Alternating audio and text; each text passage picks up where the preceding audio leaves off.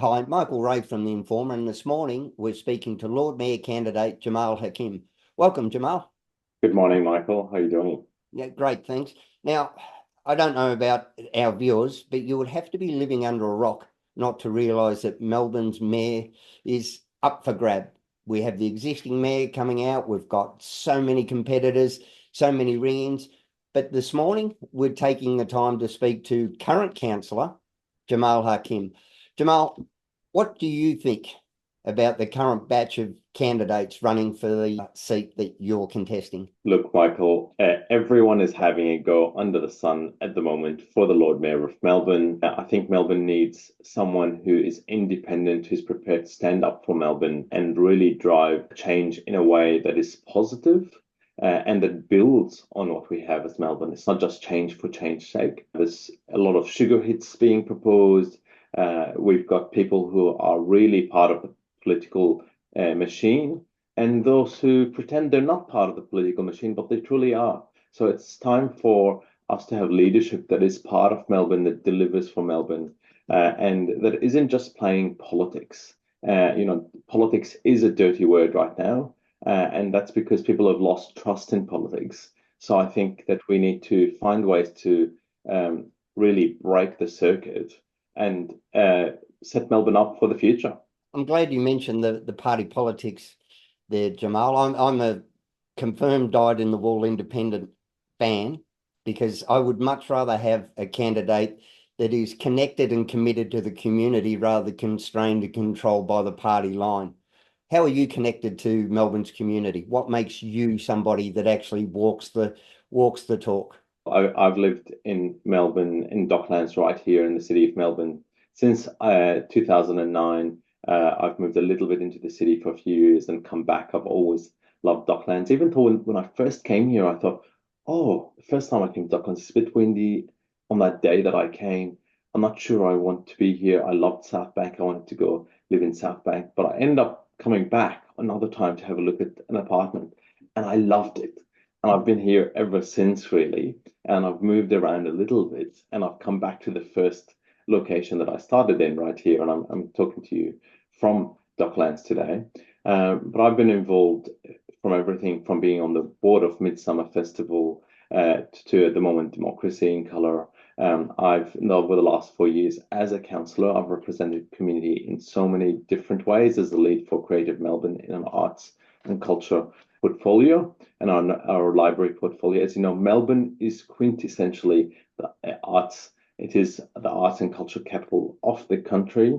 Despite Sydney trying to take that off us, without the arts, Melbourne is just Sydney. So we've got to make sure we're protected. But through that, you get the culture and the sport of Melbourne. And I've been involved with so many different communities because I've wanted to see representation. I'm not your traditional politician. I have not involved in any parties. And I never really wanted to come into politics. In fact, I've got a successful executive career. I've currently got my own business, and I was working on a couple of startups before making the decision to run for Lord Mayor. But it's time. It's time for a resident independent who understands business, who understands our city, who's been here, who lives here, who works here, who plays here, and who wants to represent community. And I think I'm that person. So I bring that all to the table. And I think my reputation precedes me when you can ask anyone around town, around the work I've done with them, and they'll always let you know that I always deliver. Great. Now, Jamal, as an outsider, I'm a Victorian. I visit Melbourne a lot with my business. Some of the campaigning that's going on at the moment, it sort of presenting Melbourne as some sort of dystopian hellhole. We've got everything from graffiti and crime, and we need more police, and people don't feel safe. Are you concerned that this campaign, this effort to put someone's interests ahead of Melbourne could actually damage us, and we may have to try and recover from this? Because I know, listening to it, I'm thinking, while Melbourne's not perfect, that's not the Melbourne I know. And people who have left Melbourne who are still in contact with me are saying, gee, how badly has Melbourne gone down the gurgler? how are we going to recover from this negativity? Yep, 100%. This negativity is creating this perception that Melbourne is this hellhole, and making it really difficult. And that's actually portraying and creating an environment where people don't want to come back. But in fact, it's nothing like that. Yes, we've got some issues we've got to deal with in a post-pandemic environment. We are in a very difficult economic climate right now. We have a Victorian government that is trying to work through an economy, particularly focusing on the regions, and no one is standing up for Melbourne. And that's what we need. I do think that we can recover from this PR nightmare that's happening, but also that happens with the real action and as people start to see those results. I do think that most people who know Melbourne, live Melbourne, and come to Melbourne recognize that actually these are not the full story. There are pockets where we need to work on. There are times and areas that need to be tackled. But in fact, Melbourne has recovered so well in a post-pandemic environment. We now need to make sure that the framework, the systems are there to support the areas that are yet to recover, where the engine hasn't fully started. Things like daytime economy. We do have to create an environment where we can tackle crime in certain areas. We do need the police to step up in certain spaces. But really, there's a lot that local government can do as well. There is limited funding and a fiscal environment that's really tight. So it requires really responsible financial management too. So some projects will need to be delayed, but we also need to look after our community really thoroughly. So and that's what we put our policies towards, in fact. But coming back to your question, I do think that there's been a lot of negativity in this campaign about Melbourne. I'm really disappointed to see that. It's the same thing that's been happening with Docklands for a long time, for example. It's always, Docklands this, Docklands that. There's a thriving community here in Docklands. They love Docklands. I see them every day at the cafes. We have conversations. We've been building community up day by day, and that's happening across the city of Melbourne as well. And we continue to improve. For that to happen, we've got to find ways that are systematic, for ways for us to also bring in the new ways of working. So if you think about the old systems, everyone wants to go back to how it used to be. It's not going to go back. Yeah. We've got to get that in our heads. We're in a post-pandemic environment where the world has shifted. So we've got to find new ways of doing things that actually make it better. We want to build a better Melbourne, a stronger and more resilient Melbourne, not the same old, same old. Yeah. Jamal, I have friends in the hospitality industry, some who own restaurants and other venues in the city, and that's what they say every time they hear somebody taking advantage of these negative tropes to forward their own agenda. They're pulling their hair out going, how will people feel confident coming into the city, into my venue, when they just keep hearing this negativity? Now, as we go to business, I've read through your policies, and my goodness, are they detailed and complete? So I looked through them all and I just thought, great, and went to look for some of the other candidates. And I'm not sure if the term the world's best kept secret is something you actually want as part of your campaign policies. Now, one thing that I really liked is the business improvement districts that you've gone, because Melbourne's great. We've got Chinatown, we're getting a Koreatown, we've got Lygon Street. You can literally be a tourist in your own city here in Melbourne, and that's why I live rurally, but we do visit and go to a different area each time, and it's like being on vacation. Can you explain to me your business improvement district scheme? Yeah, 100%. And the business improvement districts are something that has been going on for over 10 years around the world. They're proven, they've been used thousands of times. It is the new way of just supercharging an economy. We've seen them in New York, in London, in so many places. We've done some case studies that we have showcased. You can see them on the website, on Instagram as well. But in essence, when we bring together businesses and businesses put together a board along with government. We raise money that's invested between private and public, so we're multiplying the investment and doing action and investments that are picked and deliver that are picked by business for business and supported by government and delivered as a group. So the investment then means that everybody's got an interest in what's happening in the outcomes and the impact. And that's what's important. And those who are actually impacted by what we're talking about, the small local businesses in particular, have powers to make decisions. So it's about democratizing the local economy and driving what it needs at that point in time. So it's in 5-year periods.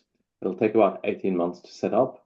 And what we're doing, in fact, is also doing a world first and recognizing that Melbourne's a bit different. We worked with a London firm on this who specialize in this area, and we created the experience improvement districts.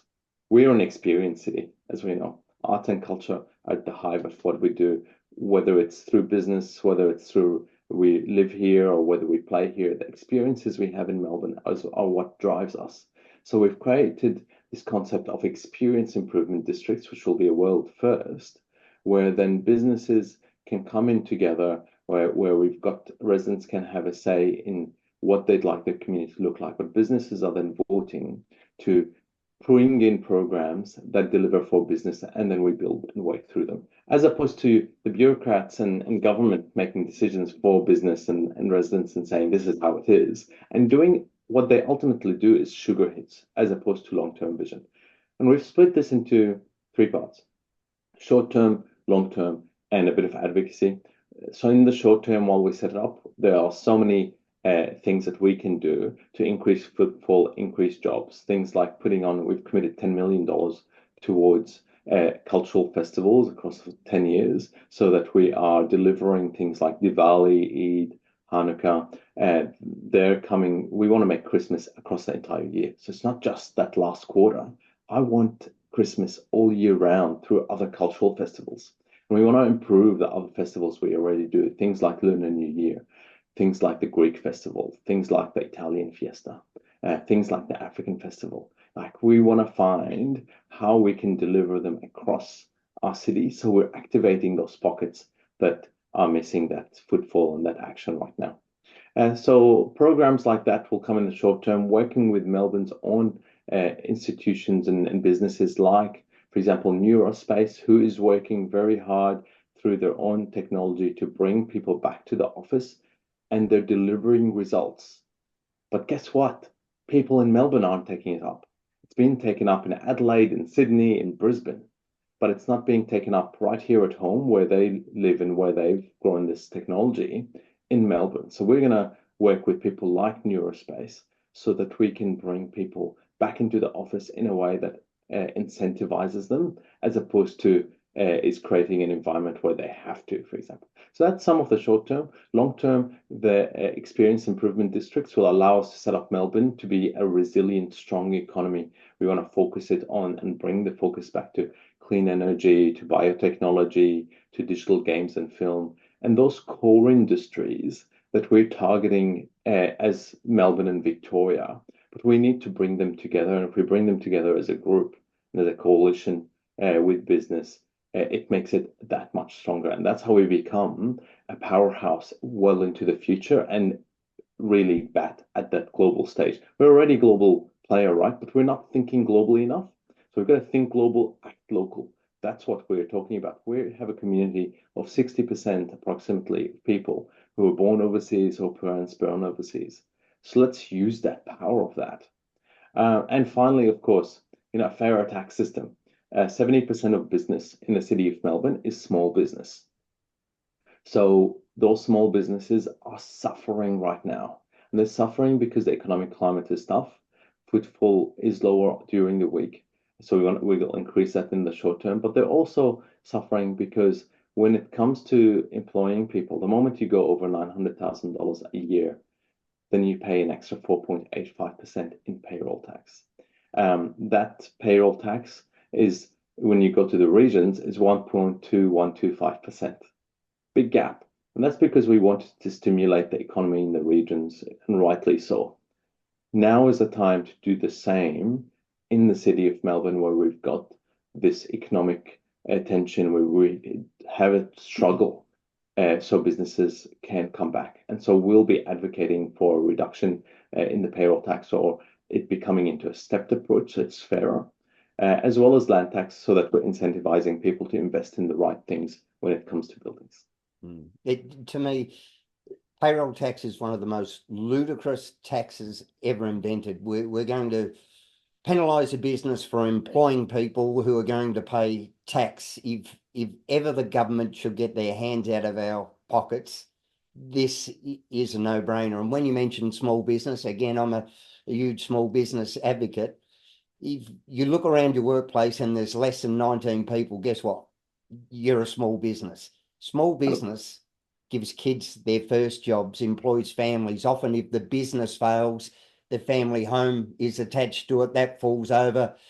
Like, we need to stop giving big handouts to the multinationals and the big corporates. And small business just want to get on with it. They just want the government to take their foot off our throat and to remove some of the speed bumps and the friction points and let us do it. And what you're proposing with this payroll tax, if anything is going to incentivize somebody to put someone else, if they're there going, right, I'm at the limit now. If I put someone else on, I'm going to start paying payroll tax. So I'm not going to put someone on. It's just a no-brainer for me. Now, you also mentioned in there the arts, Yes. the Regent Theatre, the most beautiful building. I remember when the previous version of the CFMEU, who haven't covered themselves in glory at the moment, but if ever you want to look back at something to, go, well, they're not all bad. When Norm Gallagher took the old BLF and blockaded and said, if you touch the Regent, we will not do it. The Regent's back at risk again, Jamal.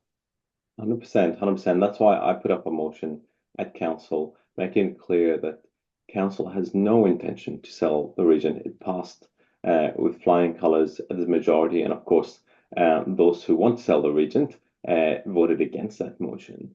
But I'm committed to saving the Regent Theatre, ensuring that it's not touched by anyone. It is one of our institutions. This is a time when governments around the world are looking to build new institutions where they've lost them. They're investing in those institutions because we know that how important these cultural institutions to our community and to build community. The number of people who've been there and as they've grown up, but also the way it attracts visitation and brings our community together right in the heart of our city. It's really important we do that. Right now, the ballet, for example, for the first time ever, has moved during while the art center is being renovated to the Regent, and they opened with a beautiful world premiere of a new ballet called Oscar, which is completely changing the face of ballet. So these are the sort of innovations places like the Regent drive, and I think we really need to protect these cultural institutions, especially in a time when the funding for the arts is going down. We know that the moment that government steps out of this zone here, the location, the opportunity for developers will just be too great, and at some point it will surely disappear. So we must protect it, and I'm committed to making sure that that's the reality. You play a big part in the arts, and again, I'm going to put this back to self-interest. My daughter and my wife and I, we get in there and we go everywhere from the gallery upstairs at Flinders Street to Acme, up to the State Library, lunch in between. Melbourne, as we mentioned earlier, it has a bit of graffiti. What city doesn't? But this focus on the negativity. We've got our performing arts college, we've got our sport, we've got our coffee, and I don't think we need to make it free to get people to come into Melbourne.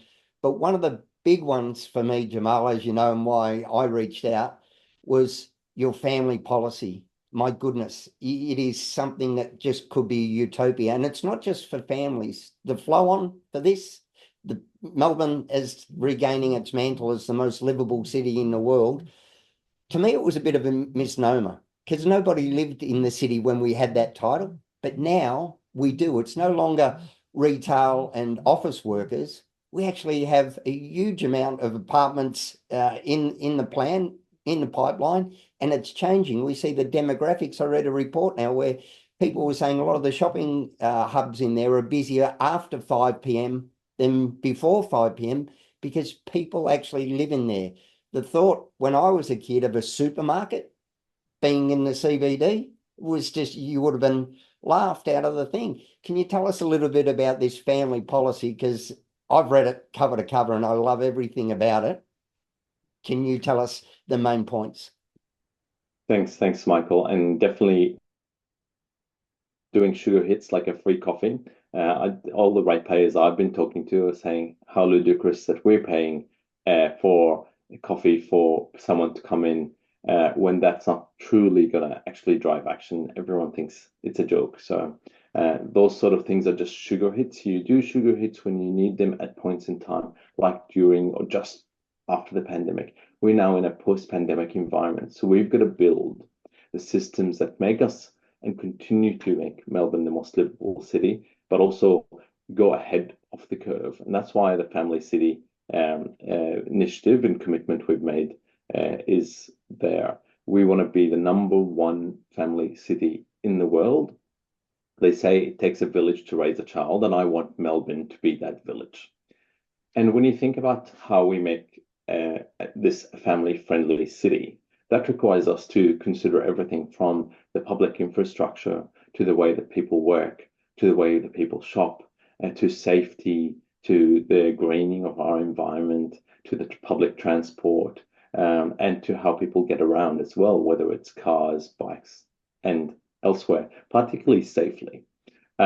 So that forces us to then create a policy environment, a framework, a system, and the initiatives that deliver for families and all sorts of families. Families have changed today as well, Michael, as you would know. And things like having single dads. I think you've often quoted this. 1 in 5 single families are now single dads. So there's a growth and an increase in the place that single dads are having. And dads are also playing more generally in families as well. I know my friends, and this is part of why I put this together, a lot of my young dad friends who have had new families over the pandemic loved spending time with their kids because they were forced to be home. Now, as we get into a post-pandemic world, they're going, well, why should that change? We're actually having some quality time with our kids, and they've been part of that. So I think we need to change the narrative around this and create a system where kids are more welcome as everywhere, so that dads, mums, grandparents, same-sex couples, whoever the carer might be, whoever the parent might be, is able to take kids with them to places like the office, like when they're going shopping, and feel like these places are family friendly, that they are child friendly, and so that they can also do what they need to do. And so our package is about setting up a family-friendly city that's the #1 in the world. And that starts with a review of our physical infrastructure, our environment, and making sure that people with prams, people with disabilities, all kinds of people are able to get around our city, including little people. And that's looking at the world through the lens of And change tables, Jamal. Tell me about the change tables, because as a solo dad trying to find somewhere to change my daughter's nappy, tell me about this brilliant idea. Yes, and I know this is one of your favorites. It's making sure change tables are everywhere, including in men's toilets. So right now, change tables aren't in men's toilets most of the time. They're either in the disabled toilet or the all gender toilet or in the women's toilet. But we've got needle syringe bins in the men's toilet. And so what does that tell you about what's going on in the psyche of our community and our society about men? Men can't be caregivers. They're more of the macho type who get into trouble. So It also, Jamal, it sends such a strong message to our yes, boys. If we that's begin right. at the beginning and tie our boys as tightly to fatherhood as what we do our girls to motherhood, most of the inequity and the problems we see down the The line, head them off at the beginning. You know, when a young boy walks in and sees the change table and goes, you know what, one day I'm going to be expected to change a nappy rather than lead a corporation or be a sports star. You know, 100%. this stuff is just groundbreaking, Jamal, and I'm a huge fan, as you can tell. Yeah, and same thing for women. So when young girls walk into the women's toilet and they're saying, "Oh, there's change tables here," so I'm expected to just look after children. That's like, oh, so the prospect of career and what they can do gets limited at an early stage, regardless of all the messaging we give them, because of the way we're doing this physical infrastructure messaging. Yeah. So this is about creating equity across genders, but it's also creating opportunities for everyone to be able to do the things they want to do when it comes to parenthood. So whether it's toilets, whether it's public space, whether it's our grant program for making offices more child friendly, or the guidelines we're creating for offices and retail, all these initiatives are about making Melbourne the #1 family city in the world. I love it, Jamal. Now, Jamal, I'm going to wind it up here, but I want to have you back on because there's so much more we haven't touched on. We got the community business balance. You're already involved with. We've touched on the region theatre and the arts. We've touched on a family friendly thing. You know, again, where can people find out about the detail, the actual achievable, realistic detail that the council can actually control? Because you've been in this game for a while now. You've actually contributed, you've put notices of motion in, you've in the council's agendas and meeting. I've looked through it all, and my goodness, this is a bloke who works for you, the ratepayers. He's got the runs on the board. Where can they find out more, Jamal, and how can they get on board? Well, for the shorts, come and follow me on Instagram or any other social I'm on at the Jamal Hakim. And of course, you can find all the media releases and the policies proper on teamhakim.au. That's Team Hakim, Hakim.au. Oh, and we like a bit of rhyme to finish with. Well, Jamal, all the best in the campaign, and hopefully I'll get to call you the Honourable Lord Mayor. Um, Ballot packs are out now, so That's you right. should be That's right. receiving them. They must That's be in by, I think it's Friday the 25th. right. So Yeah. it's mail only. Number all of your boxes. Every box must be numbered, but as long as Jamal's at #1, I think Melbourne's on great footing. All right, That's Jamal Hakim, Lord Future, Potential, Presumptive, Lord Mayor campaign. Thanks so much for your time. Thanks, Michael. Thanks for having me.